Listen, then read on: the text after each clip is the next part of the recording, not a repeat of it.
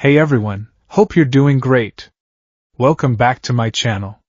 In today's video, we'll dive into what if Deku was the reincarnation of Tokito. Muchiro had missed breathing, was a prodigy from a young age, joined UA at 12 using a loophole on UA website where they didn't state how old you need to apply. Smash that subscribe button, and be sure to peek at the description below. Let's begin. The chalk dust danced in the afternoon sunbeams slanting through the classroom window, each mote a tiny, forgotten world. Most of the 12-year-olds in the Aldera Junior High classroom were restless, their minds already leaping ahead to the freedom that lay just beyond the final bell. They doodled in their notebooks, passed folded notes, and watched the clock with the fervent, desperate attention only a bored preteen could muster. All of them, that is, except one. Izuku Midoriya sat near the back, by the window, but his gaze wasn't on the clock or the promise of an afternoon spent playing video games. It was fixed on the sky, a vast, placid ocean of blue, dotted with lazy, cotton-white clouds drifting towards an unseen horizon. He watched them with a quiet intensity that was deeply unnerving to anyone who noticed. His posture was perfect, his back straight, his small hands resting calmly on his desk.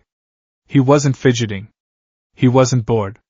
He was simply observing. His teacher, Mr. Takeda, cleared his throat for the 5th time in the last 10 minutes. He was a veteran educator, a man who had seen every type of student imaginable, the boisterous ones with powerful quirks, the shy ones who hid behind their hair, the delinquents, the overachievers. But he had never encountered a child like Izuku Midoriya. The boy was a paradox wrapped in an enigma.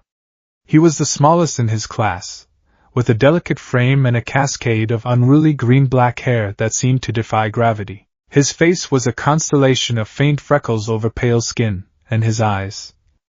Takeda-sensei had to force himself not to stare at the boy's eyes. They were a deep, vibrant green, but they held a strange vacancy, a dispassionate calm that felt ancient. It was like looking into a deep, still forest pool and seeing the sky reflected back, impossibly vast and empty. Academically, Izuku was a phenomenon. He completed assignments with a speed and accuracy that bordered on precognition. His test scores were always perfect, not just in subjects that required memorization, but in those that demanded complex, abstract reasoning. He absorbed information effortlessly, his analysis of pre-Quirk literature as sharp and incisive as his solutions to advanced physics problems. He was, without question, a genius. Physically, he was something else entirely. Diagnosed as quirkless at the age of 4, he should have been at the bottom of the school's brutal social hierarchy. And yet, no one bothered him. Not anymore. The first and only time a group of older boys had tried to corner him, the incident had ended before it truly began. No one saw exactly what happened. One moment, they were surrounding the small, quiet boy. The next, all three were on the ground, disoriented and confused, while Izuku stood a few feet away, looking back at them with that same blank, uninterested expression, as if they were a mildly puzzling math problem he had already solved. He hadn't thrown a punch. He hadn't even seemed to move. He had simply not been where they expected him to be. The whispers had started after that. That his quirkless diagnosis was a lie. That he had some kind of subtle, terrifying quirk, a mental one, perhaps, or one that manipulated perception. The truth, that he was simply fast and unnervingly perceptive, was somehow less believable. Midoriya, Takeda-sensei said, his voice a little louder than intended. The boy's head turned slowly, his gaze shifting from the sky to his teacher. The emptiness in his eyes sharpened for a moment, focusing with an intensity that made the teacher feel like he was the one being evaluated. Can you explain the socio-economic impact of the Hero Public Safety Commission's charter on post-Quirk emergent societies? Takeda asked. It was a university-level question, one he'd thrown in to challenge the class, to see if anyone was paying attention. Silence fell over the room. His classmates stared, some with pity, others with smug satisfaction. It was an impossible question. Izuku blinked once, a slow, deliberate motion. His voice, when it came, was soft and even, devoid of any emotional inflection. The HPSC's charter established a centralized, government-regulated framework for heroism, fundamentally shifting it from a vigilante-based phenomenon to a state-sanctioned profession. Economically, this created the heroics industry, generating trillions of yen through support gear manufacturing, insurance policies, merchandise, and public appearance fees. Socially, it created a tiered system of perceived value based on quirk power and public ranking, which inadvertently reinforced pre-existing social stratifications. It prioritized flashy, destructive quirks suitable for villain combat over rescue or utility quirks, creating a systemic bias in the hero rankings that persists to this day. The framework is efficient for maintaining public order, but it fosters a culture of celebrity over service. He finished speaking and his gaze drifted back to the window, back to the clouds, the topic seemingly exhausted and forgotten. The chalk in Mr. Takeda's hand snapped in two. The classroom was utterly silent, the only sound the faint hum of the fluorescent lights. The other students stared at Izuku, their expressions a mixture of awe, fear, and deep, uncomprehending resentment. It wasn't just that he knew the answer, it was the way he'd said it, like he was reciting a simple, immutable fact, as obvious as the color of the sky he was so fond of watching. The final bell rang, a shrill, piercing sound that shattered the tension. Chairs scraped against the linoleum floor as students scrambled to pack their bags, the incident already fading in the glorious rush of impending freedom. Izuku moved with an unhurried grace, placing his notebook and pencil into his bag with precise, economical movements. He moved like a creature for whom wasted energy was a foreign concept. As he walked down the hall, the other students gave him a wide berth, parting around him like water around a stone. He seemed not to notice, his mind already elsewhere. He felt a familiar, persistent fog settled at the edges of his consciousness. It wasn't a bad feeling. It was quiet, peaceful. But within that fog, there was a constant, dull ache of something forgotten, a name, a face. The feeling of a handle in his hand, a weight that felt more natural than his own limbs. He sometimes mumbled to himself, not out of nervousness like other kids, but with a quiet curiosity. Words would surface in his mind unbidden. Total concentration breathing. First form. Seventh form. They were nonsense, fragments of a dream he couldn't quite recall upon waking. Yet they felt more real than the names of the pro-heroes plastered on the city's billboards. Outside the school gates, the familiar figure of Katsuki Bakugo stood with his two cronies, leaning against the wall. His explosive quirk and equally volatile personality made him the undisputed king of their grade. He and Izuku had grown up together, a fact that seemed to be a source of constant, simmering rage for the blonde. Deku! Bakugo snarled, the insult losing its punch when directed at the boy who topped every exam. His crimson eyes scanned Izuku, searching for the sniveling, hero-worshipping weakling he remembered from their early childhood. But that boy was gone, replaced by this quiet, empty shell. It infuriated him. Izuku stopped, his gaze lifting from the pavement to meet Bakugo's. He didn't flinch. He didn't speak. He just waited. Still think you're better than everyone with your creepy staring and big words? Bakugo sneered, small pops of nitroglycerin crackling in his palms. You're still a quirkless nothing. Don't you ever forget it. For a moment, Izuku's expression shifted. A flicker of something crossed his face, not fear, not anger, but a profound and weary confusion, as if he was trying to place Bakugo's face in a gallery of half-forgotten memories. What's the name of that cloud? Izuku asked, his voice barely a whisper, his eyes looking past Bakugo to the sky above. The thin, wispy one. It looks like a brush stroke. Bakugo's jaw dropped. His cronies snickered nervously. Of all the possible reactions, this was the one he could never have anticipated. What the hell are you talking about, you freak? Cirrus on sinus. Izuku answered his own question, his focus returning to Bakugo, though he seemed to be looking through him. They're sometimes called Mara's tails. They indicate a change in the weather. He paused, tilting his head. You are very loud. With that, he simply walked away, his pace unhurried. Bakugo stood frozen, his hands sparking impotently.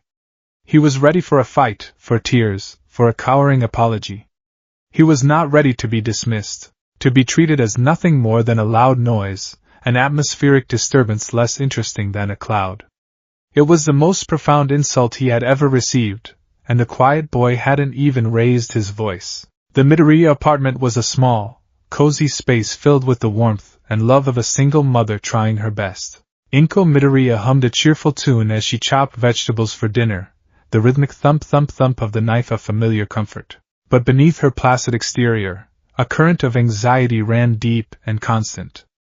It was an anxiety that had a name, Izuku. She loved her son more than life itself, but she didn't understand him. She remembered the day the doctor had delivered the devastating news. The extra joint in his pinky toe. The word, quirkless. She had held her sobbing, 4-year-old son, her own tears blurring the video of All Might he had been watching on repeat.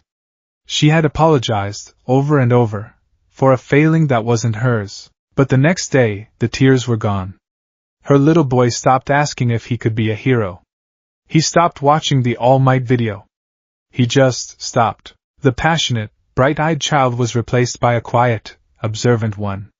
He would sit in the yard for hours, not playing, just watching the leaves rustle and the clouds drift by. It had terrified her. The grief she had been prepared for was absent, replaced by a strange, unnerving emptiness. The front door clicked open and shut. "I'm home," Izuku's soft voice announced from the entryway. "Welcome home, sweetie," Inko called out, her smile genuine but tinged with her ever-present worry. "Dinner will be ready soon." "How was school?" "It was adequate," he replied, appearing in the kitchen doorway. He set his bag down neatly by the wall. "The curriculum is progressing at a predictable rate." Inko's smile faltered for a fraction of a second. Adequate. Predictable. What 12-year-old talk like that? She yearned for a messy, enthusiastic story about his friends or a complaint about a mean teacher. She would have given anything for a normal, childish problem. "Well, that's good," she managed. "Why don't you get your practice in before dinner? The sun is still out." Izuku nodded, a single, decisive motion. He disappeared into his room and emerged a moment later holding a long, smooth object wrapped in cloth. He unwrapped it to reveal a bakken, a Japanese wooden sword carved from sturdy white oak. A kendo master she had consulted, hoping to find an outlet for Izuku's strange physical grace, had given it to him. The master had taken one look at Izuku's stance, the way he held a practice sword, and had paled. He told Inko that her son moved with the ingrained muscle memory of a lifelong master, that it was a talent he couldn't possibly teach, only refine. Inko watched from the kitchen window as Izuku went into their small backyard. It was little more than a patch of grass and a few struggling flower beds, but to Izuku, it was a dojo. He stood in the center of the lawn, the bakken held loosely in a two-handed grip. For a long moment, he did nothing but breathe. His chest rose and fell in a slow, deep, rhythmic pattern that seemed to draw in the very air around him. Then he moved. It was not the awkward flailing of a child playing with a toy. It was a dance of lethal efficiency. He flowed from one stance to another, the wooden sword an extension of his own body. He would lunge forward in a blindingly fast thrust, the tip of the bakken stopping a hair's breadth from a garden gnome's ceramic hat. He would spin, his small body a whirlwind of motion, the sword arcing through the air with a soft whoosh. She saw him mumble, his lips forming silent words. She knew what they were. First form, low clouds, distant haze. Fifth form, sea of clouds and haze, he called them his forms, patterns of movement that came to him in flashes, like remembering a song he'd never heard. His movements were beautiful, hypnotic, and they broke her heart. Her quirkless son, who should have been clumsy and weak by society's standards, moved with a grace that belonged to a bygone era. He was a ghost in her backyard, practicing an ancient art for a battle that no longer existed. Where did it come from? Was it some latent, undetectable quirk? Or was her son simply broken in some fundamental, inexplicable way? She watched him perform a final, complex series of movements. He dashed forward and then sideways, his footwork so rapid and disorienting it created the illusion of afterimages. He seemed to be in several places at once, a fleeting specter of mist and motion. Second form, 8-layered mist, he had called it once when she'd asked. He came to a stop, his breathing still perfectly even, not a single bead of sweat on his brow. He stood there for a moment, looking up at the evening sky, at the first stars beginning to prick the deepening twilight. He looked so small, so young, and yet so profoundly alone. Inko turned away from the window, her eyes stinging with tears she refused to let fall. She had to be strong for him. Even if she didn't understand the strange, quiet world he lived in, she could at least make sure he had a hot meal and a clean home. It was the only way she knew how to love him. Later that evening, the sounds of Inko washing dishes faded into the background as Izuku sat at his desk.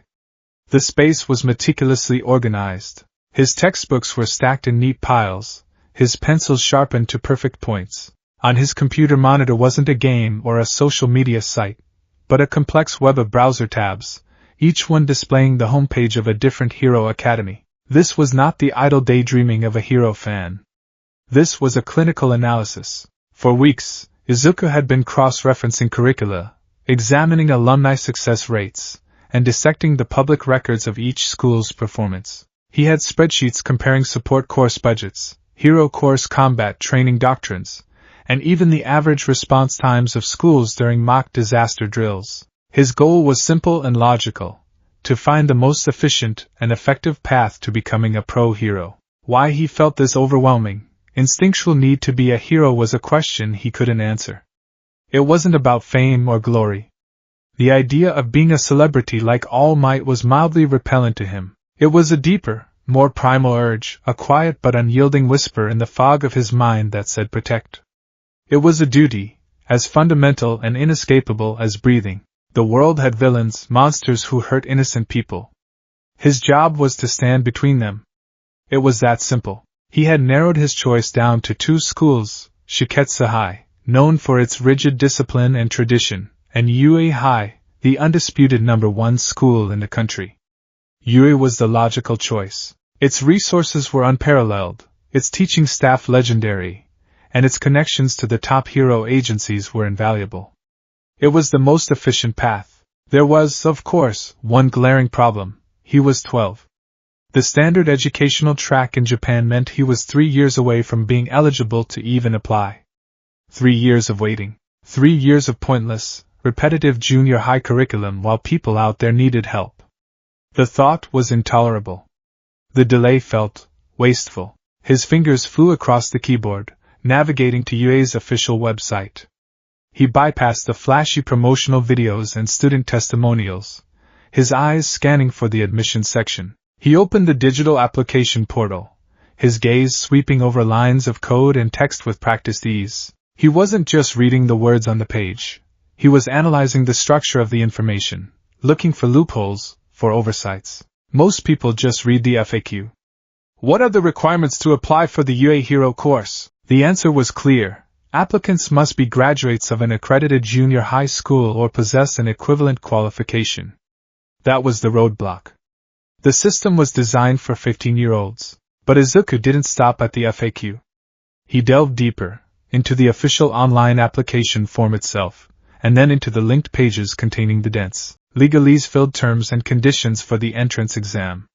He read every line. Every single word. Section 4, Subsection B, Applicant Eligibility for Practical Examination. Paragraph 1. All applicants must have successfully completed the mandatory national curriculum for primary and post-primary education up to the third-year junior high level, or provide documentation of equivalent homeschooling accreditation recognized by the Ministry of Education. He already had that. He had tested out of his junior high curriculum a year ago, a fact his school had quietly swept under the rug to avoid the bureaucratic headache. He was only attending classes for the mandatory social integration credits. Paragraph 2. All applicants must submit a completed application form, including a medical history and a Quirk registration form, or official Quirkless certification, by the specified deadline. Easy enough. Paragraph 3. All applicants must achieve a passing score on the written portion of the UA entrance examination to be eligible to participate in the practical portion. He had no doubt he could pass the written exam. He'd seen sample questions online. They were laughably simple. He kept scrolling, his heart beginning to beat a little faster, a rare crack in his placid composure. He read through sections on liability, on the use of support items, on scoring for the practical exam. He read it all. And then he saw what wasn't there. Nowhere. Not in the application form, not in the terms and conditions, not in the detailed breakdown of the exam rules. Nowhere on the entire website did it specify a minimum age for an applicant. It was an assumption. A colossal, system-wide assumption. The prerequisite of graduating junior high was meant to be an implicit age gate. No one had ever considered that a 12-year-old might already meet that academic requirement. They had built a wall with a massive, unlocked door right in the middle of it, simply because they never imagined anyone so young would even think to try the handle. A slow, small smile touched Izuku's lips. It wasn't a smile of triumph or glee. It was a smile of quiet satisfaction, the kind a mathematician might make upon finding an elegant solution to a complex proof. He had found his path. Dinner was katsudon, Izuku's childhood favorite. Inko always made it when she felt he was being particularly distant. A culinary olive branch offered across the emotional chasm that separated them. They ate in a comfortable silence, the sounds of chewing and the clinking of chopsticks against porcelain filling the small dining area. Izuku ate with the same focused precision he applied to everything else. He finished his bowl, set his chopsticks down neatly, and folded his hands in his lap. "Thank you for the meal. It was very good," he said politely. "You're welcome, sweetie," Inko replied, her heart swelling with a little bit of hope. Maybe tonight would be a good night. Maybe they could watch a movie together. "Mother," Izuku began, his tone perfectly level. "I have made a decision regarding my future education." Inko froze, a piece of pork halfway to her mouth. His tone was the one he used when he had finished a complex analysis and was ready to present his findings. It was a tone that always preceded a life-altering announcement. "Oh?" she asked, her voice trembling slightly. "Are you thinking about which high school you want to apply to?" "We have plenty of time to think about that, Izuku. I have already selected a school," he stated, his placid green eyes meeting hers. "And I will not be waiting 3 years. I am applying to Yui High School this year. The entrance exam is in 10 months. The piece of pork fell from Inko's chopsticks, splashing into her bowl of miso soup. For a moment she could only stare, her mind struggling to process the sheer absurdity of his words. She must have misheard. "Izuku, honey, that's not possible," she stammered, a nervous laugh bubbling in her throat. "You have to be 15. You have to graduate from junior high first. That's the rule." "That is the common assumption, but it is not the rule," Izuku replied calmly.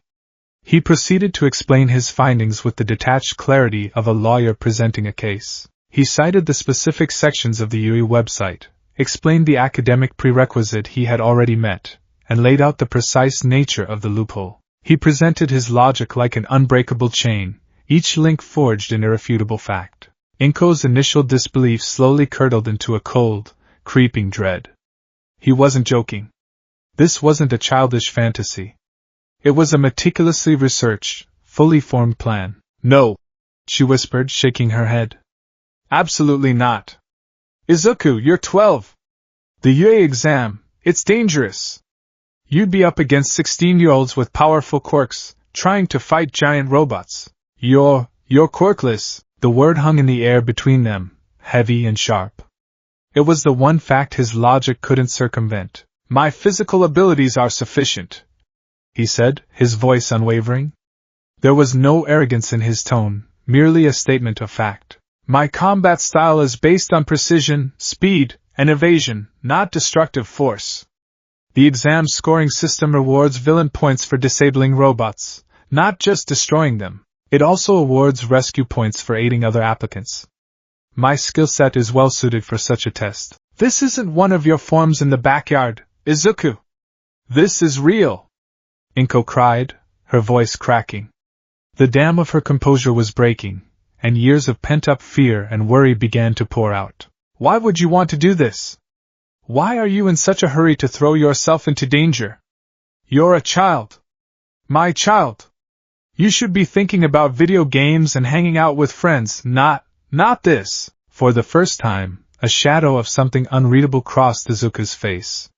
He looked down at his hands, then back up at his distraught mother. His logical explanations were failing, because her objections weren't based in logic, but in love and fear.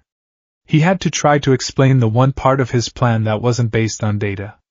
The core of it all. "I don't know how to explain it," he said, his voice softer now, laced with a genuine confusion that was more jarring than his usual calm. "It's a feeling. When I see news reports about villain attacks, or people trapped in fires, there is a part of me that says I should be there. It's not a thought. It's an instinct.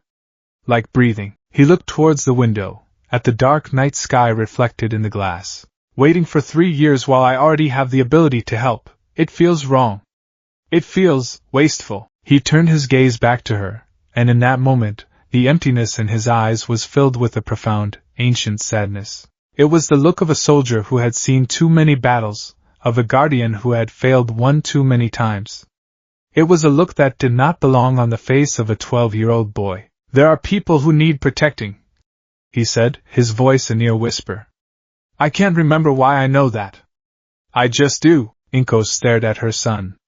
Her brilliant, strange, broken, beautiful son. He spoke of duty like it was a burden he'd been born with, of protecting people with a certainty that defied his age and his quirkless status. She saw the logic of his plan, the unnerving truth in his self-assessment, and the deep, unshakable conviction that drove him. She could say no. She was his mother. She could forbid it. But she knew, with a certainty that chilled her to the bone, that it wouldn't stop him.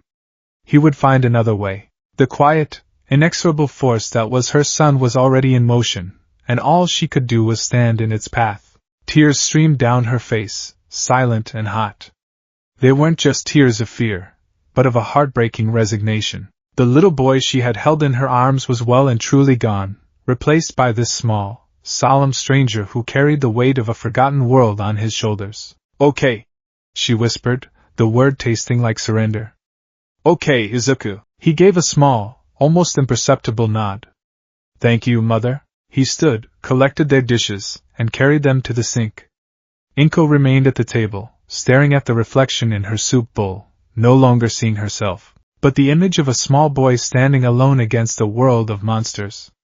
Her son was going to war, and the first battle had just been won in their tiny dining room. Outside, the clouds moved across the moon, briefly obscuring its light, before drifting on, silent and inexorable, just like him. The air outside the UA High School entrance exam auditorium crackled with a unique, volatile energy. It was a chaotic symphony of nervous chatter, arrogant boasts, and the low, ambient hum of hundreds of quirks being suppressed with varying degrees of success. Sparks danced across one applicant's knuckles, a faint pink mist swirled around another's feet, and the ground subtly vibrated near a boy with legs like engine pistons. It was a gathering of the nation's most promising, powerful, and ambitious teenagers, each one a powder keg of potential ready to explode. And in the middle of this tempest stood Izuku Midoriya, an island of absolute stillness. At 4'10", he was a full head shorter than nearly everyone else.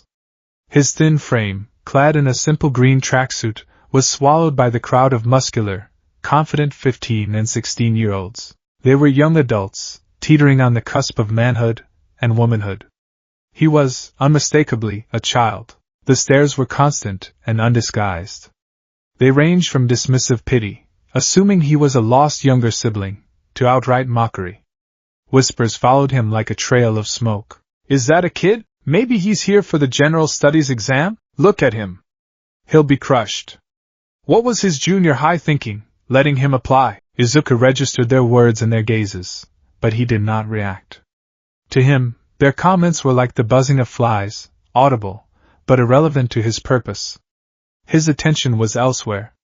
He was analyzing. His deep green eyes, calm and dispassionate, scanned the crowd, noting stances, muscle definition, and the subtle tells of each applicant's quirk. The girl with the pink skin had enhanced agility, judging by her light, balanced posture. The boy with the explosive temper and spiky blonde hair, a familiar and irritating presence, radiated pure destructive power. It was an unconscious habit, a remnant of a life spent assessing threats in the blink of an eye. He carried a single piece of approved support equipment, a long, cloth-wrapped object. It was a custom-made bakken, crafted from a reinforced polymer composite instead of wood. It was heavier than it looked, balanced to his exact specifications, and completely non-lethal. The application for it had been a bureaucratic nightmare, but Nizu, the principal of UA, had personally approved the request after reviewing Izuku's application, an anomaly that had intrigued the highly intelligent creature to no end. A tall, broad-shouldered young man with square glasses and dark blue hair marched towards him, his arm chopping the air with rigid precision. "Excuse me. You there?" Izuku turned his head slowly. It was the boy from the semi-private academy uniform he'd seen earlier. "I cannot in good conscience remain silent," the boy declared, his voice booming with officious sincerity. "This is the site of the UA High Entrance Exam, a serious and sacred step towards becoming a pro-hero. It is no place for a child who has clearly wandered off from his parents. I must insist you report to a staff member immediately so they can locate your guardians." This was Tenya Ida. His movements were efficient, his speech formal. His quirk, Izuku surmised from the unique shape of his calves, was engine-based, granting him great speed in a straight line. A powerful but predictable opponent. Izuku blinked. "I am applicant 7111, he stated, his voice soft but clear, cutting through Ida's righteous tirade. "I have fulfilled all academic prerequisites and have been officially accepted as an exam candidate. Your concern, while perhaps well-intentioned, is based on a false premise." Ida froze, his hand still held in its chopping motion. The sheer, unadorned logic of the statement, delivered with the serene confidence of a seasoned academic, completely short-circuited his sense of order. He stared at the small boy, at the ancient calm in his eyes, and found himself at a complete loss for words. He could only stammer a flustered, "My apologies," before executing a stiff, 90-degree bow and marching away in mechanical confusion. From across the crowd, Katsuki Bakugo watched the exchange, his lip curled in a venomous sneer. He couldn't believe it. The useless, quirkless, cloud-gazing freak Deku had actually shown up. He'd thought the little bastard's talk of loopholes was just that, talk. Yet here he was, looking as detached and infuriatingly calm as ever. Bakugo felt a familiar, hot-raged bubble in his chest. Today was supposed to be the first day of his undisputed ascent to the #1 spot.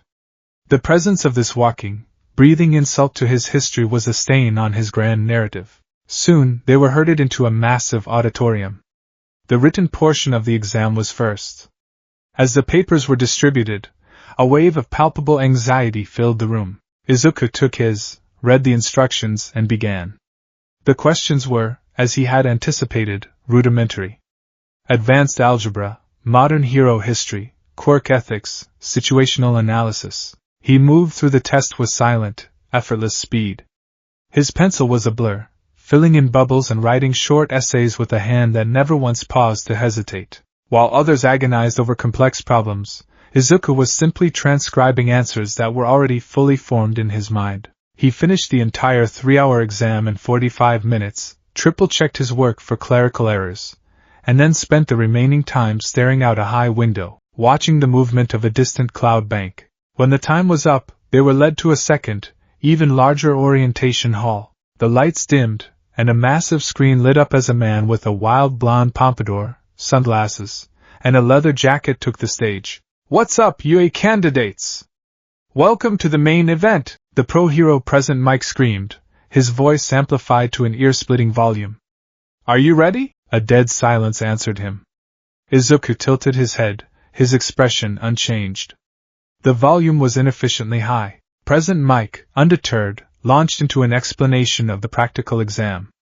They would be sent into a massive, simulated urban environment filled with 4 types of villain robots. Points would be awarded for disabling them, 1 point for the easiest, up to 3 points for the toughest. Your goal, little listeners, is to rack up as many villain points as you can. But don't think you can get by with just smashing things. A true hero knows how to work smart. As he spoke, Izuku's mind was working. He wasn't listening with excitement. He was dissecting the rules. Disabling, not destroying. That was the key. He didn't need overwhelming power. He just needed to find their weak points. The scoring system favored his style. He mentally catalogued his breathing forms, matching them to potential scenarios. Tight alleys would be perfect for the disorienting speed of his second form.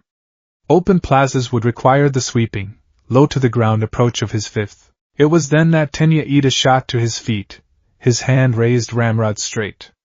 "Sir! On the provided handout, there are clearly 4 types of villains listed, yet you have only mentioned 3. If this is a misprint, it is a gross oversight for Japan's top hero academy," he announced. "Furthermore, you, the boy with the messy green hair." He pointed directly at Izuku. "You have been muttering to yourself this entire time. It is distracting and unbecoming of a UA candidate.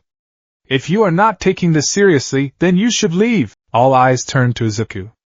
Bakugo grinned, hoping to see the freak finally get put in his place. But Izuku wasn't muttering nervously. He had been whispering single words. "Joints, servos, power cable." As he analyzed the robot schematics on the handout, he didn't look flustered. He didn't even look at Ida. He simply stopped, his lips pressing into a thin, neutral line. President Mike chuckled. All right, take a seat, examinee 7119. Excellent observation. The fourth villain type is the zero-pointer. It's an arena trap, a massive obstacle worth 0 points. Think of it as a walking roadblock you should be running away from, with a final, deafening plus ultra. The briefing was over. The massive screen behind President Mike displayed the assigned battle centers, and the crowd began to disperse. Izuku stood before the towering gates of Battle Center B. The cityscape mock-up inside was vast, a concrete and steel jungle of skyscrapers, narrow alleys, and wide-open plazas. It was a perfect testing ground. Other applicants were stretching, activating their quirks, and trying to psych themselves up. A girl with brown, bobbed hair was hopping from foot to foot, her hands clasped together as she took deep, calming breaths. A boy with a bird-like head stood silently, his arms crossed. Izuku, by contrast, stood perfectly still. He unwrapped his bakken, the dark, polymer blade absorbing the light.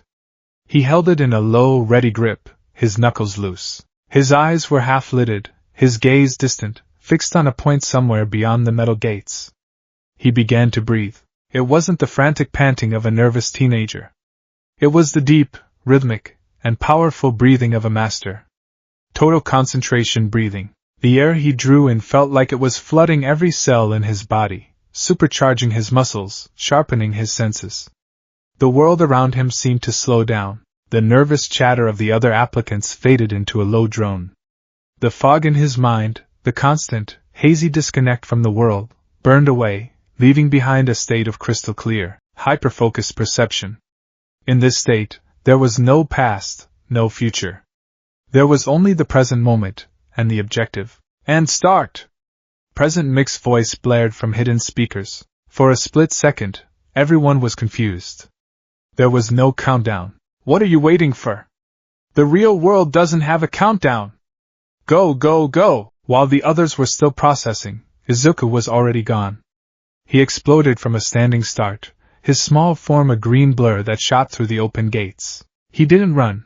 He flowed, his feet barely seeming to touch the ground as he disappeared into the artificial city. The others stared after him for a moment before shaking themselves out of their stupor and charging in after him, their battle cries echoing through the streets. Deeper inside the city, Izuku rounded a corner and came face to face with his first opponents, a pair of one-point robots, lumbering forward on thick, metallic legs, their single red optical sensors glowing menacingly. One of them lunged, its heavy pincer arms swiping at him. Izuku took a single, deep breath. Mist breathing, second form, 8-layered mist. He didn't dodge. He vanished. In a series of 8 consecutive, high-speed dashes, he changed direction so rapidly that he left behind what looked like afterimages, ephemeral, mist-like duplicates of himself. The robot's sensor couldn't track him. Its pincer arm closed on empty air. Before it could reorient, Izuku was already behind it. He dropped low, his polymer bakken singing through the air. The strike was not aimed at the robot's armored chassis, but at the exposed hydraulic joint of its knee. The impact was precise and devastating. There was a sharp crack of stressed metal and a hiss of escaping fluid. The robot's leg buckled, and the entire machine crashed to the ground, immobilized. The second robot turned, its laser cannon charging. But it was too late.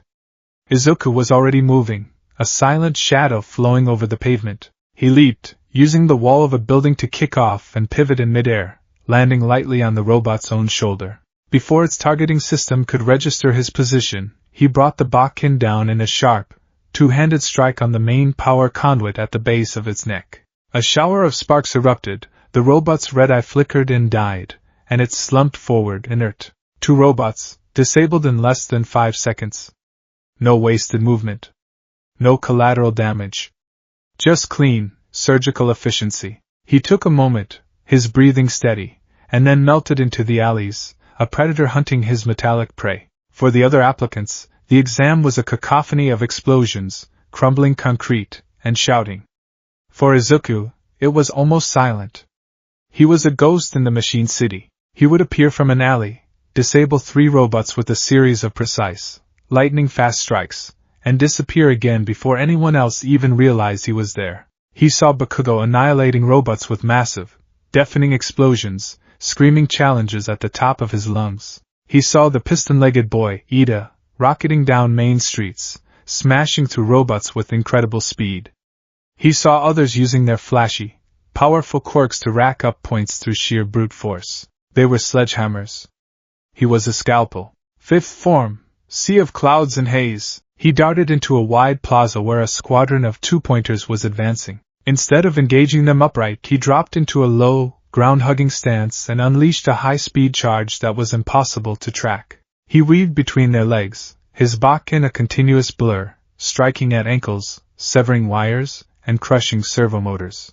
One by one, the robots crashed to the ground, their legs swept out from under them as if by an unseen phantom tide. He had no idea how many points he had. He wasn't counting.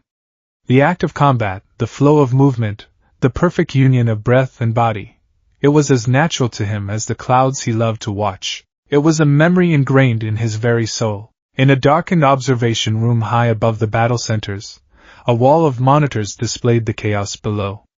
The UA faculty sat watching, offering commentary and evaluating the candidates. "That Bakugo kid has some serious firepower," commented the R-rated hero, Midnight. "A bit of a temper, but his combat instincts are top-notch." "Indeed," said the gunslinger hero, Snipe. "And that Ida boy is a model of efficiency. A classic high-speed, close-quarters combatant." The conversation was a familiar one, the teachers easily identifying the top-tier candidates with powerful, obvious quirks. But one monitor, showing the quiet corner of Battle Center B, had drawn the attention of a select few. "What about that one?" asked Power Loader, pointing a metallic finger at a screen displaying a flickering, grainy image. "The little one. Every time a camera gets a lock on him, he's gone." They focused the feed, zooming in just in time to see Izuku flow out from behind a bus, disable a 3-pointer with a disorienting series of movements, and vanish into another alley. "Whoa, what's his quirk?" President Mike asked, leaning forward, his usual bombast replaced by genuine curiosity. "Some kind of high-speed teleportation? Or maybe an illusion quirk?" Eraserhead, Shota Aizawa, leaned forward, his tired, dark eyes narrowed in concentration. He watched as Izuku reappeared on another camera, his movements fluid and precise. There was none of the usual telltale energy signature that accompanied a quirk activation. No glow, no sound, no spatial distortion. It was just movement, pure unadulterated physical skill that bordered on the supernatural. "He's not using a quirk," Aizawa said, his voice a low, gravelly rasp. The room went quiet. "What do you mean, Shota?" Midnight asked. "No one can move like that without a quirk." "Pull up his file," Aizawa ordered, his eyes never leaving the screen. "Examine E7111. Midoriya Izuku." A moment later, Izuku's application photo and details flashed onto a central monitor. A small, smiling, much younger version of the boy looked out at them, and next to the field for quirk was a single, stark word, none. A stunned silence fell over the teachers. President Mike took off his sunglasses as if to see the screen better. Snipe let out a low whistle. "Quirkless?" Power Loader breathed. "You're telling me that kid is doing all of this, quirkless?" High in his chair, Principal Niza's whiskers twitched, and a wide, gleeful grin spread across his furry face. "Oh my!" he chirped, clapping his paws together. "This is fascinating! Utterly fascinating! A true prodigy of technique in an age of power. What a wonderful, unpredictable variable he is, all might, present in his skeletal, withered form, watched the screen with an intensity that surpassed everyone else's. He had seen the boy's file. He'd been the one to flag it for Nizu, intrigued by the sheer audacity of a quirkless child applying to UA 3 years early. But seeing it in action was something else entirely. He wasn't watching a desperate child trying to keep up. He was watching a seasoned warrior. The boy's eyes, visible in a brief close-up, held no fear, no panic. They held the cold, calm focus of a veteran. Suddenly, the ground in every battle center began to shake violently. "Time for the main event!" Nizu squeaked, pressing a large red button on his console. On the monitors, a shadow fell over the artificial cities. The zero-pointer had been released. It was a colossal robot, taller than the highest skyscraper, a green behemoth of metal and wires. As it lumbered forward, buildings crumbled in its wake. The effect on the applicants was immediate. Panic. Sheer, unadulterated terror. Everyone who saw it turned and ran, just as they had been advised. It was an obstacle, a force of nature to be avoided, not fought. Back in Battle Center B, Izuku felt the tremors before he saw the cause. He leaped to the top of a small building, his eyes scanning the skyline. He saw the zero-pointer, its massive form eclipsing the sun. His mind immediately assessed it. Too large. Armor too thick. No obvious external weak points. Attacking it would be a waste of energy and time. The logical course of action was to retreat and hunt for smaller, point-bearing targets in the exam's final minutes. He was about to turn away when he heard a cry. He looked down into the street below the zero-pointer's path and saw the kind-faced girl from the entrance, the one with the bobbed hair. Her leg was pinned under a large slab of concrete, a piece of debris from a building the robot had just swiped.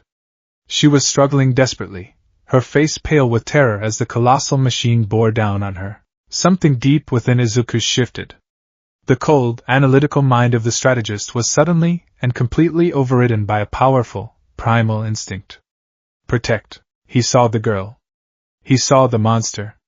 The scenario was as old as time itself. He didn't hesitate. He didn't weigh the pros and cons or calculate the lack of points. He just moved. He leaped from the rooftop, landing silently on the street 100 yards from the robot. He started to run towards it, not away.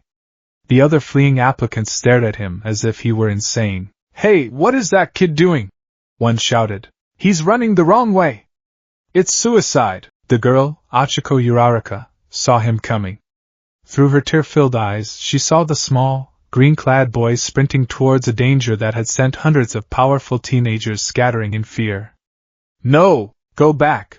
she screamed. "Get away! It's too dangerous." Izuku didn't slow.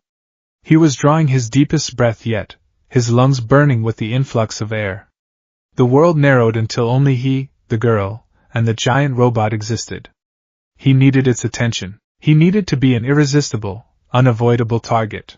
Misbreathing, seventh form, obscuring clouds. It was his most refined technique, a high-speed movement pattern so erratic and disorienting that it created a multitude of phantom images. It was a technique designed to fool the senses of creatures far more perceptive than a simple machine. He exploded into motion.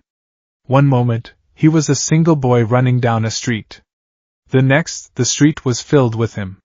He was everywhere and nowhere at once, a swirling haze of green afterimages. He flickered to the left, then to the right, appearing on top of a car, then instantly on the other side of the street, his true location completely lost within a self-generated fog of phantom motion. The zero-pointer's optical sensors, programmed to target the most erratic and aggressive threat, swiveled. Its simple AI, overloaded by the dozens of ghost targets, locked onto the center of the confusing phenomenon. It raised its massive, building-sized arm, preparing to bring it crashing down on the spot where it thought Izuku was. But Izuku was no longer there. He had used the momentary distraction his technique had created to close the distance. He slid to a halt beside Achiko, his Bakken already in hand. "This will be loud," he said, his voice perfectly calm. He slammed the reinforced tip of the Bakken into the concrete slab right next to her trapped leg. He didn't try to lift it. He struck a fault line in the rock, a tiny fissure he had spotted in the fraction of a second he'd been approaching. A spider web of cracks erupted from the point of impact. He struck it again in the exact same spot. The slab fractured, breaking into smaller, manageable pieces and freeing her leg. "Can you stand?" he asked, his eyes already looking back up at the descending fist of the zero-pointer. She nodded, wincing as she put weight on her bruised ankle. Izuku grabbed her arm, his grip surprisingly strong, and pulled her along with him. "Move!" he commanded, and they scrambled away, diving behind the shell of a ruined bus just as the robot's fist came down. The impact was apocalyptic. The ground heaved, concrete and asphalt shattered, and a deafening shockwave of sound and dust washed over them. When the dust settled, they were safe. The zero-pointer, having smashed the threat, was already beginning to lumber away. Achiko stared at him, her breath coming in ragged gasps. He had just saved her life. This small, quiet boy had faced down a monster that had terrified everyone else, not with overwhelming power, but with impossible speed and a calm, strategic mind. "Thank you?" she breathed, her heart pounding in her chest. "You..." Before she could finish, a piercingly loud buzzer echoed through the city. "Time's up!" The exam was over. In the observation room, the faculty was silent, every single one of them staring at the monitor that had just shown the incredible rescue. Aizawa slowly leaned back in his chair, a slow, incredulous smile touching his lips for the first time that day. "So that's his game," he murmured. "He drew its attention, created an opening, and went for the rescue," Midnight said, her voice filled with awe. "He didn't even consider fighting it. It was all a distraction." All Might stared at the image of the small boy helping the girl to her feet. He had seen countless acts of heroism in his long career. He had seen heroes with the power to level cities and withstand any blow, but he had never seen anything quite like this. It was heroism in its purest form, selfless, efficient, and utterly brilliant. It was the act of a true hero, Quirk or no Quirk. "Well," Nizu chirped, breaking the silence as he pulled up the final scoreboard on the main screen. "Shall we see how our fascinating variable has scored?" The names and scores began to fill the screen. Bakugo, Katsuki, 77 villain points, 0 rescue points. Total, 77. Ida, Tenya, 52 villain points, 8 rescue points. Total, 60. The list went on, a testament to the power of the year's applicants. Then Izuku's name appeared at the top of the list. The teachers stared, their jaws collectively dropping. Midoriya, Izuku 0 villain points. 60 rescue points. Total, 60. President Mike summed up the feeling in the room. 0 villain points? He disabled dozens of them. The sensors must have malfunctioned. "No," Niza said, his grin wider than ever. He pulled up a technical report. "The villain points are awarded for a villainous takedown, which the system registers as a strike causing critical, explosive damage to the robot's core or head unit. Mr. Midoriya never attacked those areas. He exclusively targeted joints, hydraulics, and power conduits. He was disabling them, not defeating them. From the system's point of view, he never landed a single scoring blow." Aizawa actually let out a dry chuckle. The sheer audacity of it was almost poetic. The boy had so thoroughly outthought the exam's parameters that he'd broken the scoring system. "But the rescue points," Midnight whispered, her eyes wide. "Yes," Niza said, his gaze twinkling. "He spent the entire exam covertly pulling other applicants out of the paths of falling debris, redirecting robots that were about to ambush another student, and, of course, the spectacular rescue of Ms. Uraraka at the end. The judges awarded him the highest rescue points score in the history of UA's entrance exam." All Might looked at the score, at the perfect 0 next to the record-breaking 60. It was a results sheet that defied all logic, all precedent. It was the score of someone who cared nothing for glory or victory, and everything for the safety of others. He looked back at the screen, at the small, quirkless boy with the calm, ancient eyes, and felt a profound sense of wonder. He had been so focused on finding a worthy vessel for one for all, a successor with a strong body and a noble heart. But perhaps he had been looking for the wrong thing. Perhaps the next generation of heroism wouldn't be defined by a single, all-powerful quirk, but by something else entirely. Something quieter. Sharper. Something like an unseen blade in the mist. The week between the UA entrance exam and the arrival of the acceptance letters was, for most applicants, a crucible of anxiety. They paced their rooms, compulsively checked the mail, and replayed every second of the exam in their minds, agonizing over every missed point and every mistake. For Izuku Midoriya, the week was indistinguishable from any other. He attended his classes at Aldera Junior High, his presence a silent rebuke to the boisterous speculation of his classmates. He spent his afternoons practicing his forms in the small backyard, his movements as fluid and constant as the flowing water he often imagined. He spent his evenings reading advanced physics textbooks and analyzing pre-Quirk military strategies. The outcome of the exam was a settled matter in his mind. He had assessed the parameters, executed his strategy, and achieved his objective. Worrying was an inefficient use of energy. When the thick UA envelope finally arrived, Inko was the one who nearly fainted. She held it with trembling hands, her heart a frantic drum against her ribs. Izuku simply took it from her, thanked the mail carrier, and went to his room. He opened it with a neat tear along the top, his expression as calm as if he were opening a utility bill. A small metal disc clattered onto his desk and sputtered to life, projecting a hologram of a haggard, skeletal man who then dramatically poofed into the muscle-bound form of All Might. "I am here!" "Yes, a projection!" the hero boomed. Izuku watched, his head tilted with mild curiosity. The theatrics were interesting. All Might launched into a speech about the exam, praising Izuku's courage and heroism. He explained the scoring system, the villain points, and the hidden, all-important rescue points. "You disabled dozens of robots with flawless technique, but your attacks were too precise. Too clean. You scored a grand total of 0 villain points," All Might declared, a dramatic pause hanging in the air. Izuku's expression didn't flicker. "But it was your selfless actions, your willingness to put others before your own success, that truly embodied the spirit of a hero. For that, the judges awarded you 60 rescue points." A new UA record, a holographic scoreboard appeared, showing Izuku's name tied for first place. "So, young Midoriya, welcome. This is your Hero Academy." The projection faded. Izuku looked at the acceptance letter in his hand. Then he looked at the uniform that had been neatly packed in the box. He folded the letter, placed it on his desk, and went to the kitchen, where his mother was hyperventilating into a paper bag. "I was accepted," he said, his voice a simple statement of fact. Inko let out a sound that was half sob, half cheer, and pulled him into a crushing hug.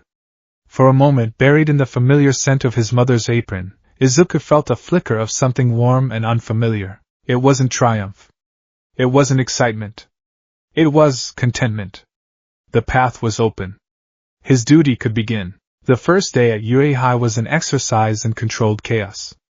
The school was a monument of gleaming glass and steel, a veritable fortress of learning that hummed with the latent power of its students. As Izuku walked the massive hallways, his small frame was once again an anomaly in a sea of older, bigger teenagers. He navigated the sprawling campus with an unerring sense of direction, his quiet passage barely registering amidst the excited clamor. He found the classroom for 1A, its door comically oversized.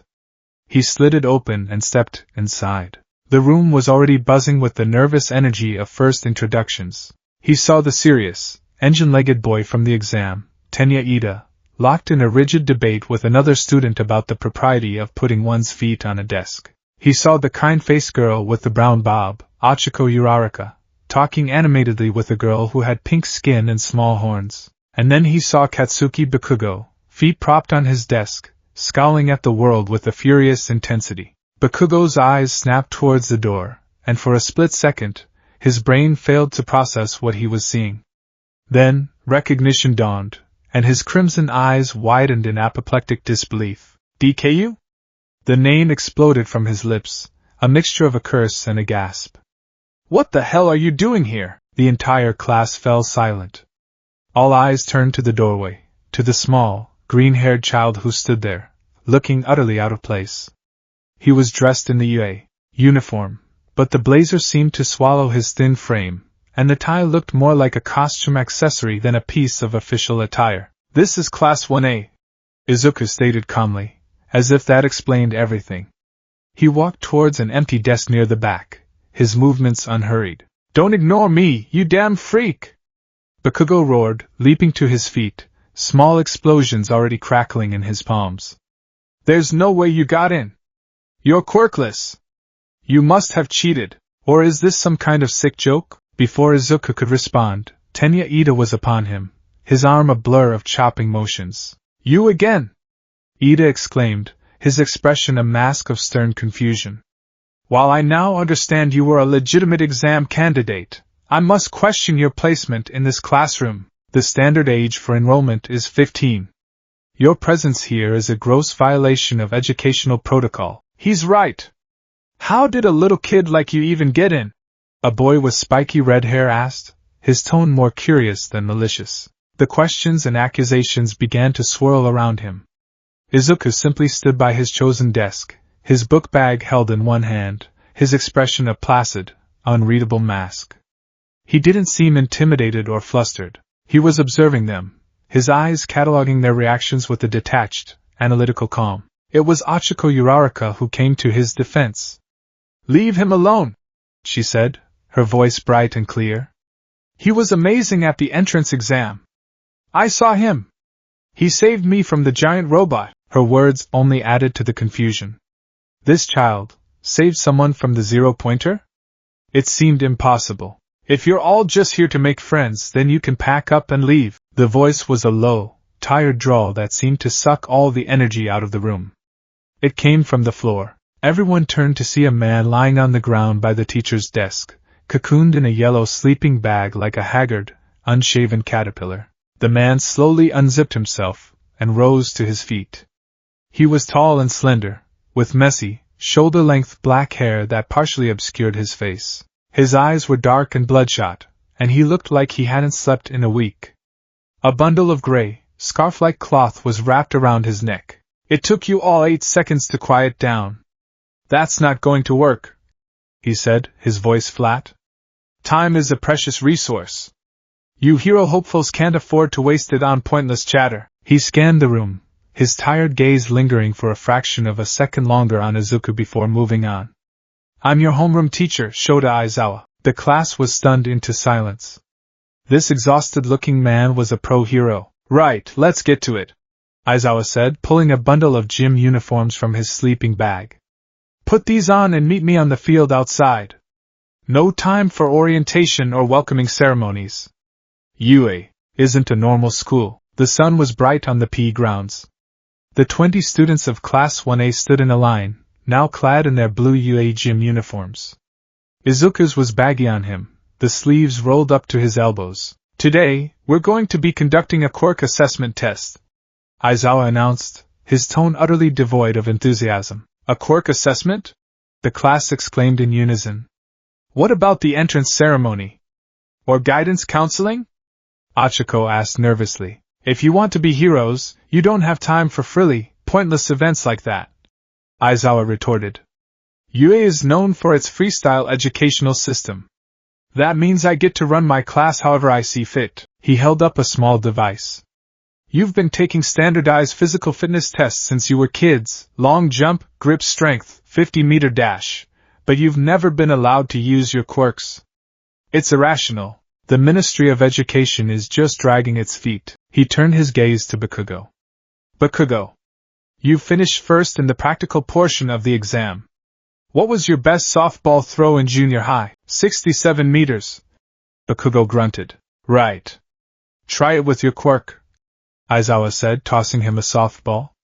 Do whatever you want, just stay in the circle. Bakugo grinned, a feral, predatory expression. He stretched his arm, and then with a thunderous roar of Daithai! He pitched the ball. It shot from his hand, propelled by a massive explosion, leaving a trail of smoke as it soared into the sky. It seemed to hang in the air for an eternity before finally arcing back down. Aizawa looked at the device in his hand. It beeped. He turned it around to show the class. 705.2 meters. The class erupted in excited gasps. Whoa! 705 meters? Seriously? This looks like fun. We can use our quirks as much as we want. Awesome! Izuku watched, his expression unreadable. He analyzed Bakugo's form. Powerful, but inefficient. Too much energy was wasted in the explosive sound and recoil. A more focused blast could have added another 50 meters. Fun, you say? Aizawa's voice dropped, and the temperature on the field seemed to plummet with it. A dark, menacing grin spread across his face. You have 3 years here to become heroes. You think it's all going to be fun and games? Idiots. He paused, letting the silence hang heavy. New rule. The student who ranks last in total points across all 8 tests will be judged to have no potential, and will be expelled immediately. Panic. Pure, unadulterated panic swept through the students. Expelled? On the first day? This had to be a joke, a scare tactic. But the look in Aizawa's eyes was deadly serious. This is Yue, Aizawa said, his black hair floating slightly around his head, a wave of palpable menace rolling off him. Welcome to the hero course. Izuku felt the collective fear of his classmates, but he himself felt nothing of the sort. It was a logical, if harsh, motivational tool. Assess your students under maximum pressure to get a baseline of their true abilities. He understood the reasoning perfectly. He just had to perform. The first test was the 50-meter dash. Izuku was paired with a girl with frog-like features. As the starting pistol fired, she used her powerful legs to bound forward in massive leaps. Izuku, however, simply ran. But his run was a blur of motion.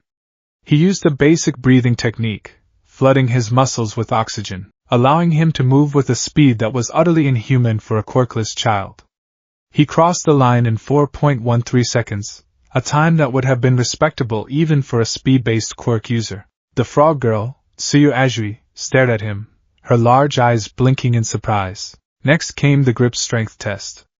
Here, his lack of raw, quirk-enhanced power was a disadvantage. While a 6-armed boy achieved a score of 540 kilograms, Izuku focused, channeling his energy into his hand and squeezing with all his might. The device read 56 kilograms. Average. He noted the result without emotion and moved on. In the standing long jump, he cleared the entire sandbox, his explosive leg power a product of his breathing and flawless form. In the repeated sidesteps, his movements were so fast and fluid that he looked like a vibrating afterimage. In test after test, he demonstrated a level of physical prowess that consistently placed him in the upper echelons of the class, all without any visible sign of a quirk. His classmates watched him with growing disbelief and suspicion. What is that kid's quirk? I don't see him doing anything. He's just really fast and agile. Maybe it's some kind of subtle body reinforcement quirk? Aizawa watched him most closely of all. With each test, his suspicion deepened. There was no sign of quirk activation. The boy's file said he was quirkless, a diagnosis Aizawa had initially dismissed as a clerical error or a deliberate deception. But now he was beginning to wonder. He was beginning to suspect something far stranger was at play. Finally, it was the ball throw. One by one, the students stepped up. Achiko Uraraka, using her zero-gravity quirk, scored an infinity symbol, the ball floating away into the upper atmosphere. The others posted similarly impressive, quirk-fueled scores. When it was Izuku's turn, the class watched with bated breath. This was it. This was the test where a power-based quirk would be most obvious. He stepped into the circle, the soft ball feeling light and unfamiliar in his hand. He took his stance, his body coiling like a spring. He could feel Aizawa's intense gaze on him, a heavy, pressing weight. He took a deep breath, ready to throw with all the technique he could muster.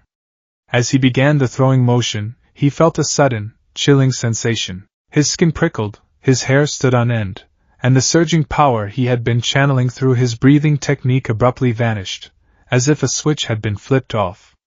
His body felt heavy, sluggish. He threw the ball, but it was a weak, powerless toss. It landed with a pathetic thud about 40 meters away. Izuku stared at his hand in confusion. What had just happened? I erased your quirk. Aizawa's voice rasped from behind him. Izuku turned. The teacher's usual slouch was gone. He stood tall, his black hair floating weightlessly around his head, his eyes glowing a menacing crimson. The gray scarf around his neck had unfurled, writhing like living tendrils. This was the pro-hero Eraserhead in action. That entrance exam was certainly not rational enough, Aizawa said, his voice dangerously low. A kid like you, with a quirk that powerful and that damaging to your own body, shouldn't be allowed to run wild. Izuku stared at him, his mind racing to process the hero's words. Damaging to my body? Aizawa had seen his entrance exam file. He must have assumed Izuku's physical abilities were the result of a self-destructive enhancement quirk, the kind that tore muscles and broke bones with every use. It was a logical deduction, but it was wrong. You're mistaken, Izuku said, his voice even. I don't have a quirk. Aizawa's red eyes narrowed. Don't lie to me. I know what I saw. You have incredible potential, but if you think you can become a hero by shattering your body in one fight and needing to be saved by others, you're sorely mistaken. You'd be a liability. He blinked, and the oppressive sensation vanished. His hair fell, and his eyes returned to their normal, tired black. I've returned your quirk. Try the throw again. Just try not to cripple yourself this time. The class was whispering frantically. They had all heard. Izuku had a powerful quirk, but it was self-destructive. That explained so much, but Izuku simply stood there, a profound stillness about him. Aizawa had made a critical error in his analysis. He had assumed power where there was only technique, and in doing so, he had revealed a crucial piece of information. His erasure power worked by sight, and it only worked on quirks. Izuku picked up the ball again. He stepped back into the circle.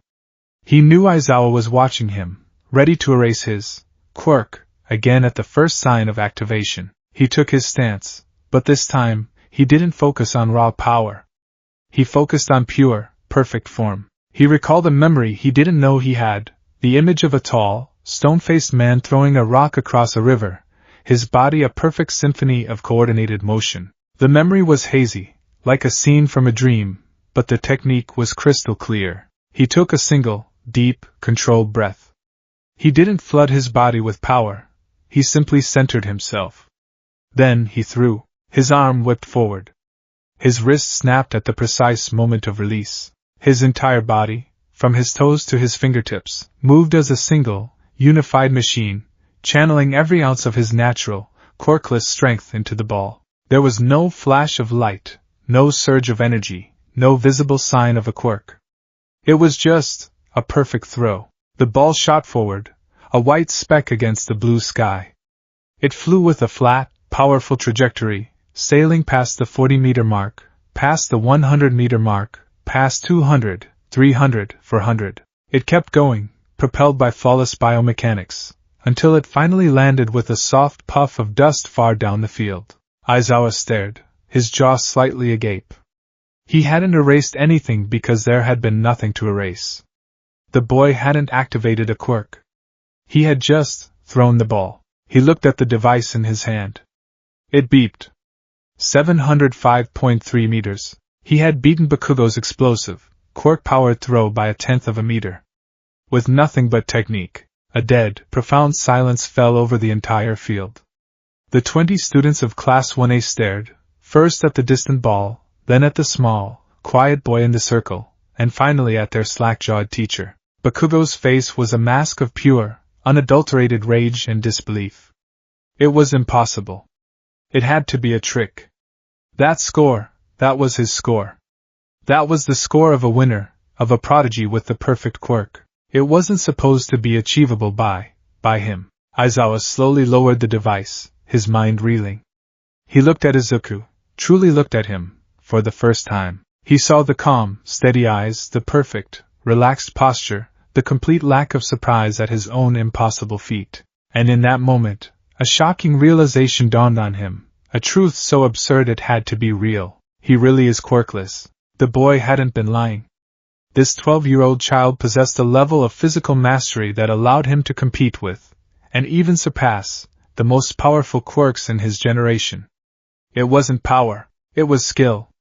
Skill so profound, so refined, it might as well be a quirk in its own right. Aizawa's entire worldview, his understanding of the relationship between quirks and potential, had just been turned completely on its head. His initial suspicion had transformed into a deep, consuming curiosity. This child wasn't a problem. He was a puzzle, the most fascinating puzzle Aizawa had ever encountered. He cleared his throat, regaining his composure. Right. Let's finish this. The final results were tallied and displayed on a holographic screen. Izuku Midoriya was ranked first. Dead last was a short, purple-haired boy named Minoru Mineta, who promptly burst into tears. And about the expulsion, Aizawa said, a wicked grin spreading across his face again. That was a logical deception. A rational falsehood to make you perform at your best. The class erupted in a mixture of relieved cries and indignant shouts. A tall girl with a black ponytail, Momojayorozu, pointed out that of course it was a lie, as it would be illogical to expel a student on the first day. Izuku simply watched. The test was over. He had proven his point. Now, the real training could begin. As the class walked back towards the changing rooms, a quiet, two-toned voice spoke from beside Izuku. Your movements are very deliberate. Izuku turned to see a boy with striking heterochromia, one eye a cold turquoise, the other a soft gray. His hair was split perfectly down the middle, half crimson and half stark white. It was Shoto Todoroki, the son of the number 2 hero, Endeavor, and another student admitted on recommendation. You analyzed everything before you act. Todoroki continued, his expression as stoic and unreadable as Izuku's own. There is no wasted energy. I recognized it during the ball throw. You were assessing our teacher. Izuku looked at Todoroki. He saw the faint burn scar over the boy's left eye. He saw the profound emptiness in his gaze, a detached coldness that was strikingly familiar. It was the look of someone who had built walls around their own heart to survive. It was a look he sometimes saw in the mirror. He provided new data. Izuku replied simply. It required analysis. Todoroki was silent for a long moment, studying the younger boy. That power you used to throw the ball, you did it without using your left side. Izuku's eyes widened slightly in surprise. He hadn't noticed, but Todoroki was right. Just as Todoroki refused to use the fire quirk inherited from his father, Izuku instinctively relied on pure technique, avoiding the explosive, overwhelming power that felt so alien to his core philosophy. It was an unconscious parallel, a shared rejection of brute force. Your power is your own, Izuku said, his voice soft, the words coming to him from a place of deep, instinctual knowledge. It doesn't belong to him. Todoroki stopped walking. He stared at Izuku, his mismatched eyes wide with shock. No one had ever said anything like that to him before.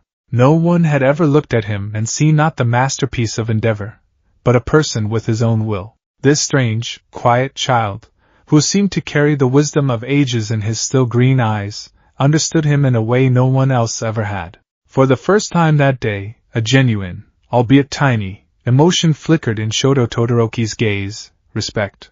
Izuku gave a slight nod and continued walking, leaving Todoroki standing there, contemplating the simple, profound words that had just cracked the ice around his heart. The smallest giant in a class of heroes had just made his first, and most unlikely, ally. The first few weeks at UA High settled into a rigorous, almost punishing, routine.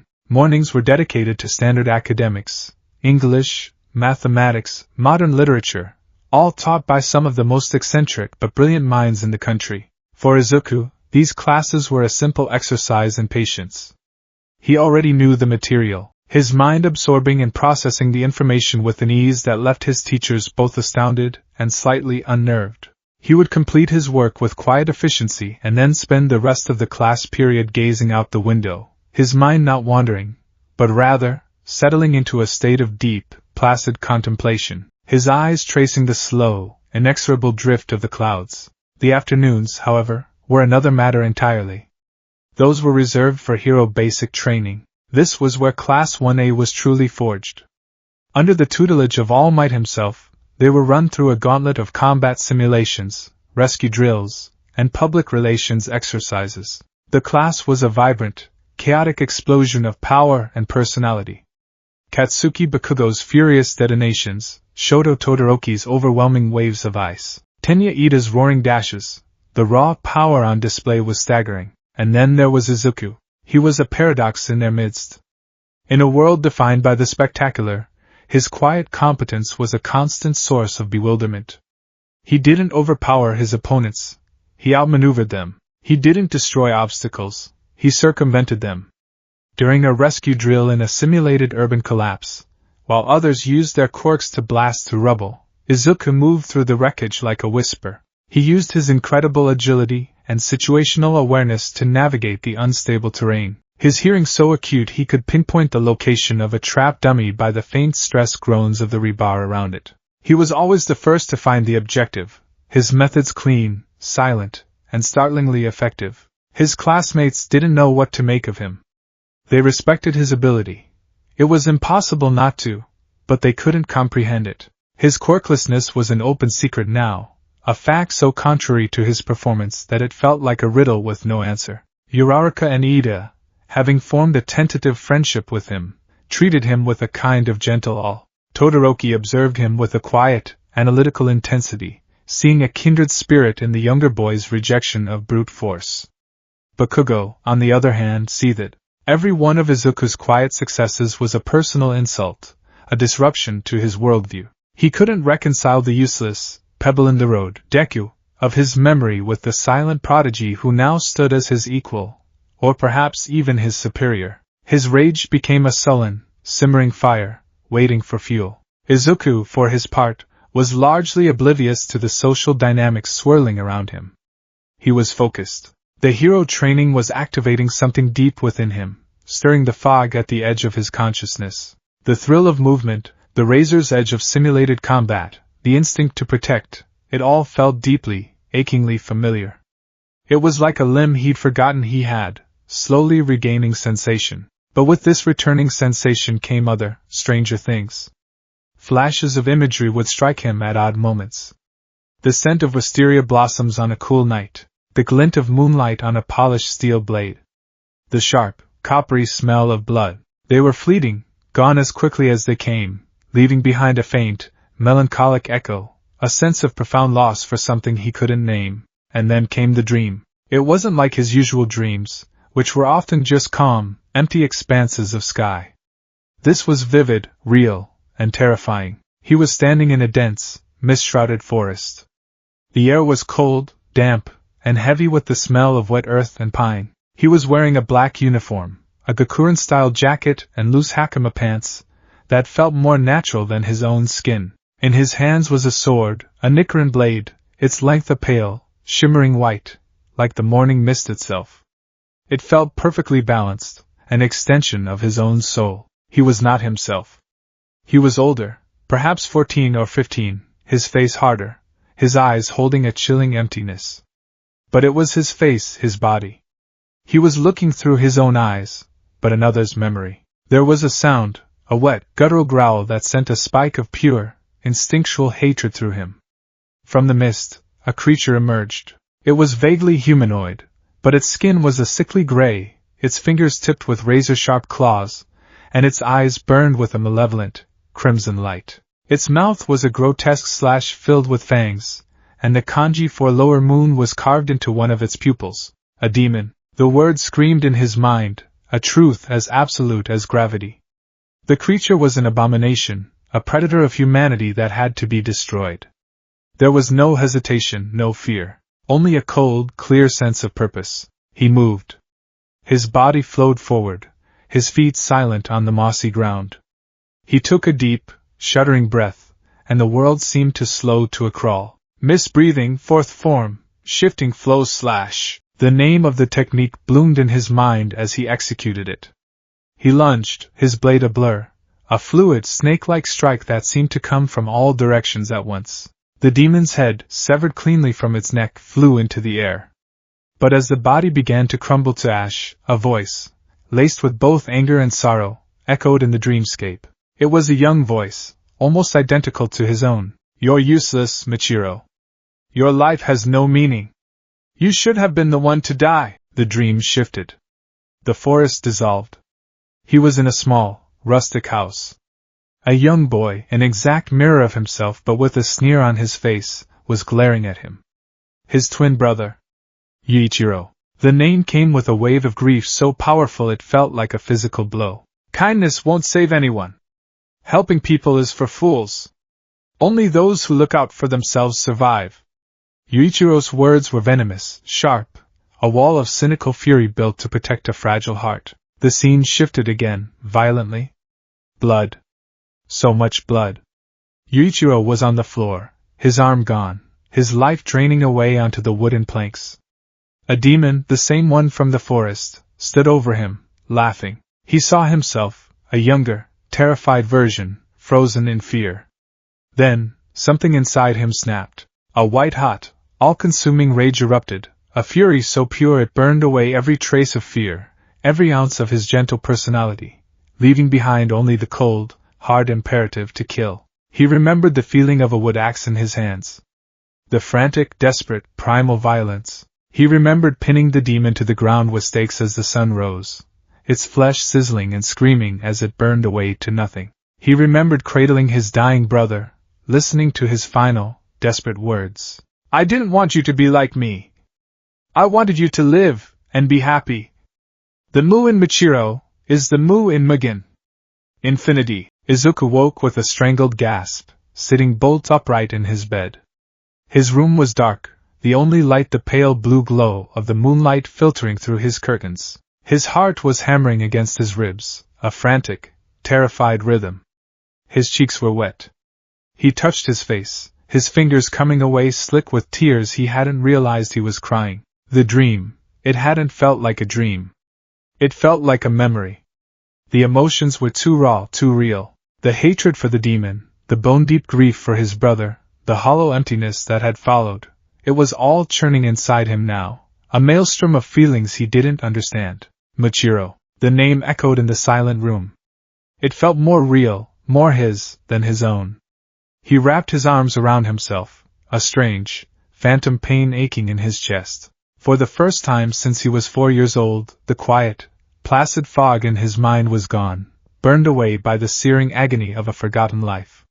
And in its place was a terrifying, gaping void. He was Izuku Midoriya, but he was also someone else. Someone who had lived and fought and died 100 years ago. He didn't sleep again that night. He sat by his window, watching the pre-dawn sky slowly lighten, the turmoil inside him as vast and as gray as the clouds on the horizon. The next day at UA, the change in Izuku was subtle, but palpable to those who knew to look. The usual placid emptiness in his eyes was replaced by a haunted, troubled depth. He was even quieter than usual, his focus turned inward as he tried to make sense of the emotional shrapnel the dream had left behind. His performance in morning classes was, for the first time, not perfect. He found himself staring at a simple calculus problem, his mind filled not with numbers, but with the image of a sneering face that was an exact copy of his own. During lunch, Uraraka and Ida tried to draw him into their usual conversation about hero analysis. Did you see how MT Lady used her new canyon cannon move to stop that bank robbery yesterday? Uraraka asked enthusiastically.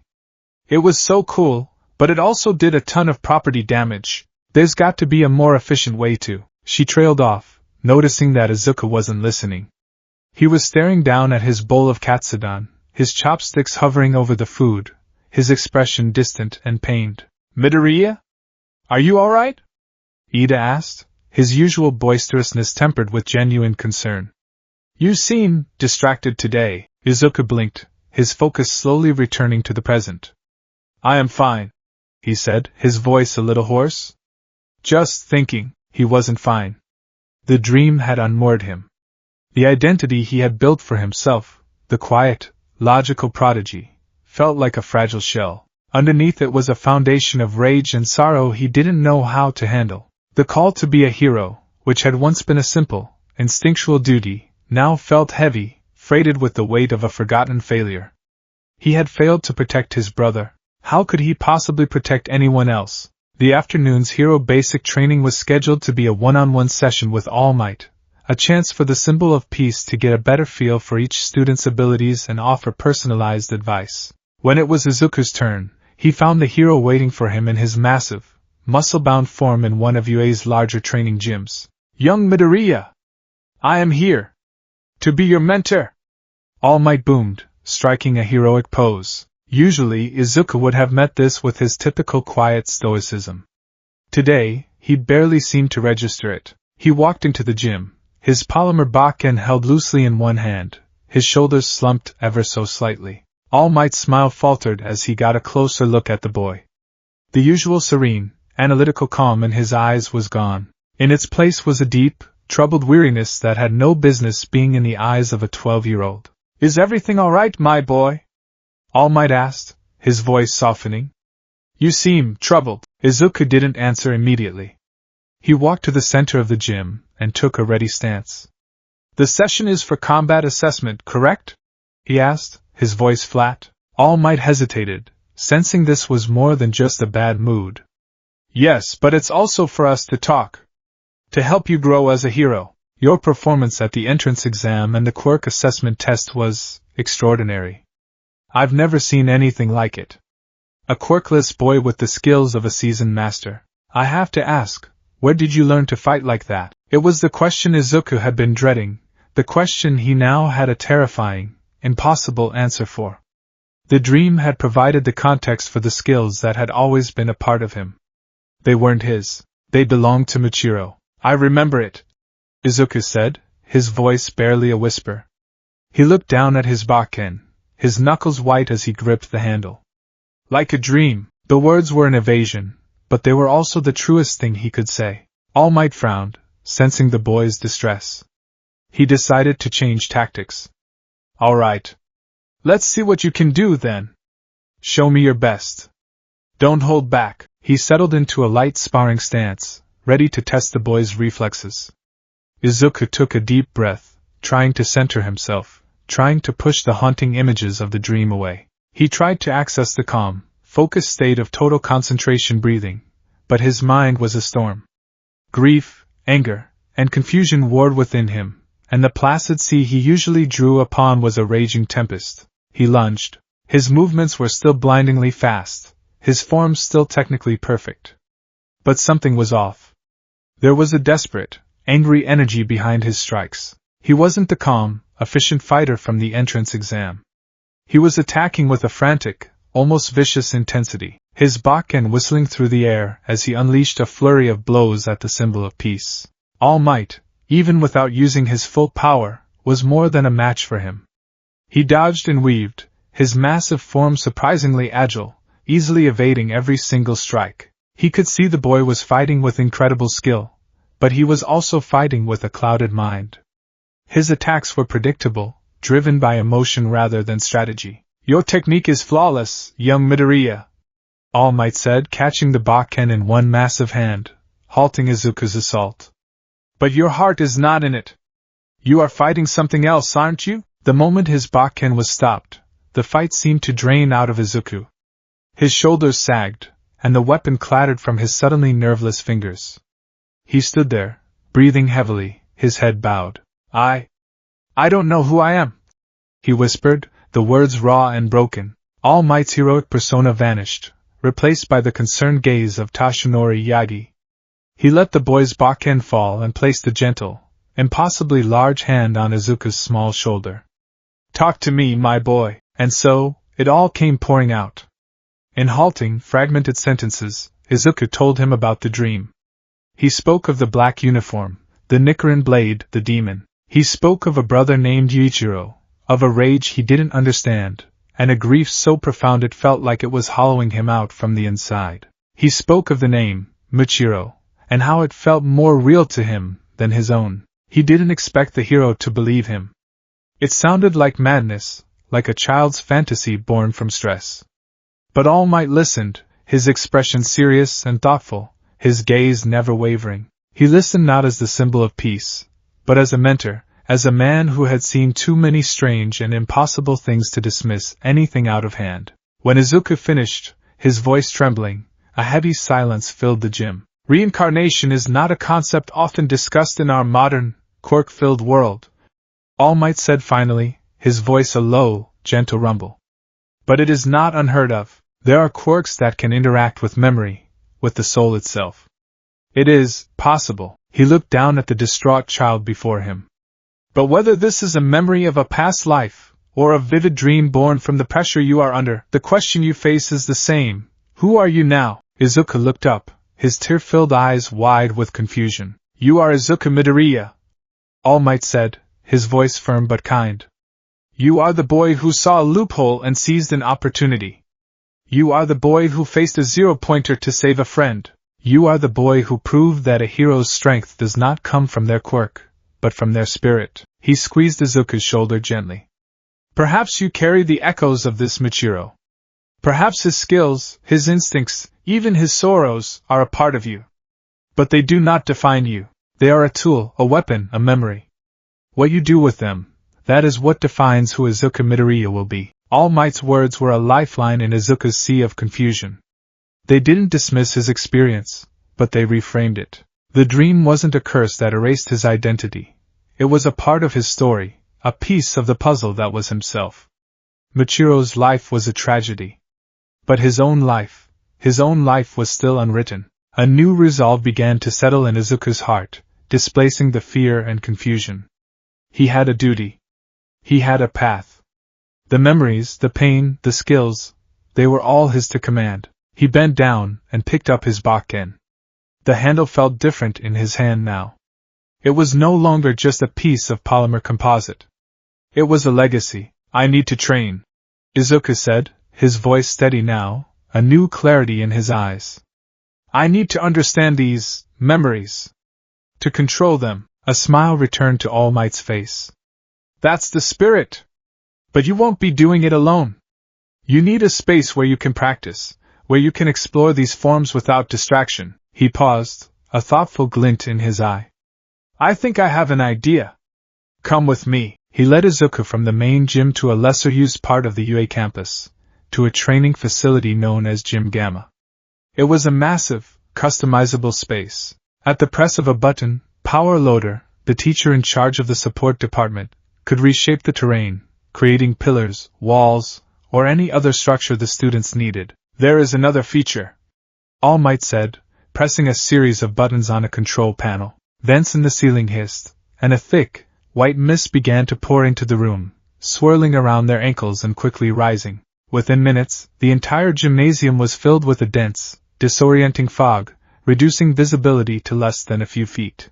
Izuku stood in the center of the mist, and for the first time that day, he felt a sense of peace. This was his element.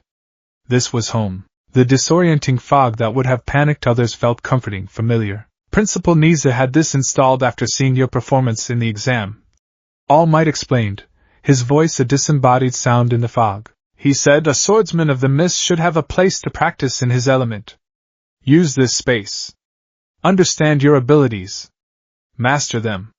Forge them into something new, something that is uniquely yours. All Might left, and Izuku was alone in the white, silent world. He closed his eyes. He took a deep, centering breath. Total concentration breathing. This time, his mind was not a storm. The dream was still there, the emotions still raw, but they were no longer overwhelming him. They were a part of him now, a source of strength. He remembered Yuichiro's sneering face, but he also remembered his final, loving words. The Mu Migan. Infinity. His potential was infinite. He opened his eyes. He began to move. He flowed through the mist, his bakken an extension of his will. He practiced the forms, not as rote memorization, but with a new understanding. They were not just combat techniques. They were expressions of a philosophy. The disorienting dashes of the second form, the sweeping grace of the fifth form, the elusive phantoms of the seventh form. They were all designed to be like the mist itself, formless, unpredictable, and untouchable. As he practiced, more memories surfaced, but they were no longer overwhelming. They were flashes of clarity. He saw the faces of the other Hashira, the stoic water Hashira, the flamboyant sound Hashira, the gentle insect Hashira. He saw the kind, sorrowful face of their leader, Kagaya Ubuyashiki. He remembered the demon slayer core. He remembered their purpose, their unwavering resolve to protect humanity from the darkness. His purpose. He moved faster, his body a blur within the fog, his bakken a whisper of displaced air. He was no longer just Izuku Midoriya, the quirkless prodigy. He was no longer just the ghost of Muchiro Tokito, the mist Hashira. He was both. He was something new, forged in the crucible of two lives, two worlds. The echoes of the past had become the foundation for his future. And in the heart of the mist, he began to sharpen his blade.